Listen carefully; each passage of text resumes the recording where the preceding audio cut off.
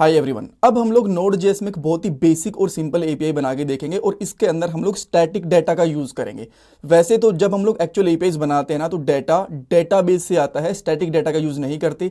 But यहाँ पे मेरा पॉइंट ये है ताकि मैं आपको समझा पाऊँ कि एक एपीआई का डाटा इस तरीके से दिखता है, इस फॉर्मेट में हम लोग पास करते हैं, इस तरीके से आप लोग टेस्ट कर सकते हो एक एपीआई को, ताकि आपको पहले से ही आइडिया रहे कि अच्छा इस तरीके का डाटा एपीआईज के अंदर होता है और हम लोग इस तरीके से एपीआईज बनाते हैं और यही काम हम लोग रियल प्रोजेक्ट में भी करने वाले हैं।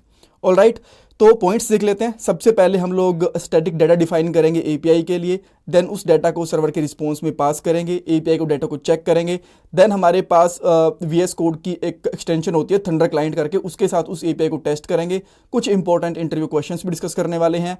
नोट्स कोड प्लेलिस्ट का लिंक आपको डिस्क्रिप्शन बॉक्स में मिल जाएगा। कभी कभी हमें लगता है कि बस ट्यूटोरियल्स देखना काफी नहीं होता, हमें एक प्रॉपर गाइडेंस, 1-to-1 मेंटरशिप, एक स्ट्रक्चर्ड ट्रेनिंग चाहिए होती है जो हमें रियल में जॉब तक पहुंचाने में हमारी हेल्प करे। सो इसके लिए शार्पनर टेक आपकी हेल्प करेगा। आपको डिस्क्रिप्शन बॉक्स में दिए हुए लिंक पे कुछ डिटेल्स प्रोवाइड करवानी है, जैसे नाम और नंबर। देन आपको हमारी साइड से एक कॉल आएगा, उस कॉल में आप लोग आपके जितने भी डाउट्स हैं, क्वेश्चंस हैं, वो पूछ सकते हो और अपने करियर को सही डायरेक्शन में लेके जा सकते हो। और ये कॉल बिल्कुल फ्री ऑफ कॉस्ट है, इसका कोई भी चार्ज नहीं है। और हाँ, इनका एक पे आफ्टर प्लेसमेंट प्लान भी है, जिसके अंदर पहले आपकी जॉब लगेगी, उसके बाद आपको इनको पे करना रहेगा। आप उसके रिगार्डिंग भी इनसे बात कर सकते हो, इनसे पूछ सकते हो। So check out the description box. Alright, अब हम लोग कोड पे चलते हैं और यहाँ पे एक फाइल बनाता हूँ। आप लोग चाहो तो इस फाइल का नाम कुछ भी रख सकते हो। मैं इसका नाम रखता हूँ यहाँ पे simpleapi.js। एंड यहाँ पे एक बेसिक सा सर्वर बनाएंगे, जैसे हम लोगों ने पहले सर्वर बनाया था server.js और response.js वाली फाइल के अंदर। इवन हम लोग चाहें तो कोड को यहाँ से कॉपी भी कर सकते हैं, बट मैं चाहता हूँ कि हम लोग खुद से कोड करें। जितना कोड हम लोग खुद से करेंगे ना, उतनी हमारी ज़्यादा प्रैक्टिस होगी और उतनी ही चीज़ें हम लोगों को जल्दी समझ में आएंगी। सो मैं यहाँ पे कॉन्स्टेंट लेता हूँ HTTP और एक पैकेज को यहाँ पे इंपोर्ट करेंगे, रिक्वायर HTTP। देन हम लोग यहाँ पे HTTP डॉट क्रिएट सर्वर का यूज़ करेंगे। यहाँ पे हमारी रिक्वेस्ट रिस्पॉन्स वाला जो कॉल बैक फंक्शन है वो लगाएंगे। एंड देन इसके बाद में डॉट लिसन और पोर्ट में यहाँ पे कुछ भी दे देता हूँ। इस बार हम लोग थोड़ा अलग पोर्ट लेते हैं, 6000 पोर्ट का नंबर ले लेते हैं। आप लोग चाहो तो कुछ और भी ले सकते हो।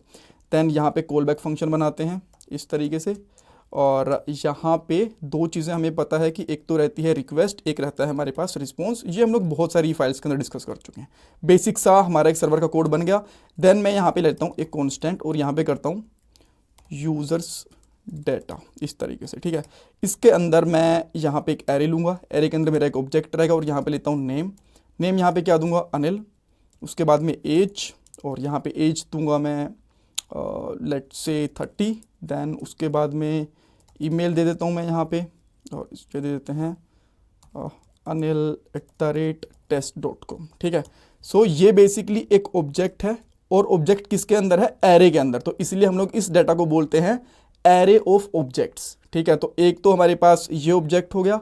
अब मैं उस डाटा को एपीआई के लिए बना रहा हूँ, तो एक डाटा नहीं 2-3 डाटा तो एटलीस्ट रखूँगा ही रखूँगा। तो मैं यहाँ पे क्या करता हूँ, एक अनिल, एक सैम और एक यहाँ पे पीटर, 3 डाटा ले लिए। यहाँ पे 20, यहाँ पे 40 सैम टेस्ट और इसकी ईमेल आईडी मैंने कर दी यहाँ पे पीटर टेस्ट। बढ़िया। सो अब हमारा ये एक एरे रेडी हो चुका है एपीआई में पास करने के लिए।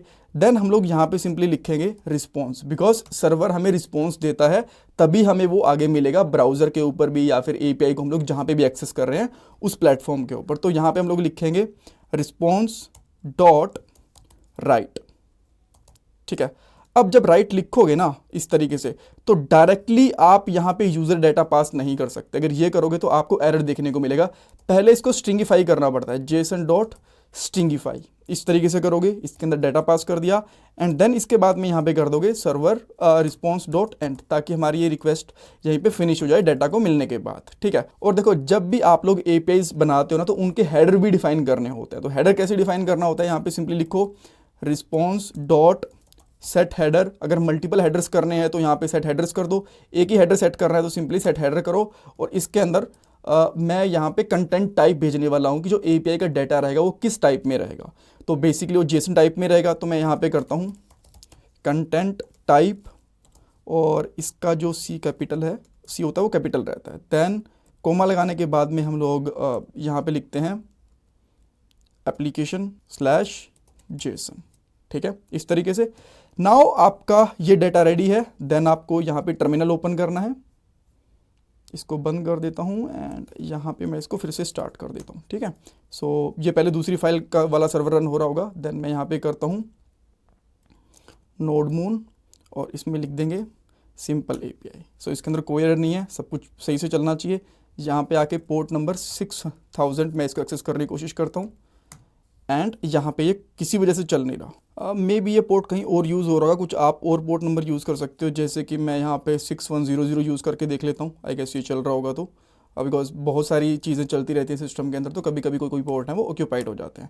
हाँ, यहाँ पे आप देख सकते हो हमारे पास प्रॉपर डाटा आ रहा है। तो आप बोलोगे बस क्या यही एपीआई होती है? बेसिक लेवल पे यही एपीआई होती है। इसके साथ में हम लोग रिक्वेस्ट मेथड अटैच कर देते हैं, इसके साथ में सिक्योरिटी टोकन से ऐड कर देते हैं, कुछ कुछ चीज़ों को ऐड कर देते हैं, बट जो डाटा होता है ऑलमोस्ट इसी फॉर्म के अंदर, इसी फॉर्मेट के अंदर होता है। इवन एपीआईज के ऊपर वैलिडेशंस वगैरह भी लगती हैं, जो आने वाले पार्ट्स के अंदर देखेंगे। अब आप बोलोगे क्या एपीआईज को हम लोग ऐसे ब्राउजर पे एक्सेस कर सकते हैं? देखो, जो गेट मेथड होता है ना, उसकी एपीआईज को तो आप लोग बहुत इजीली एक्सेस कर सकते हो। बेसिकली एपीआईज के बहुत सारे मेथड होते हैं, गेट होता है, पोस्ट, डिलीट, पुट होता है, पैच होता है, बड़े सारे मेथड्स होते हैं।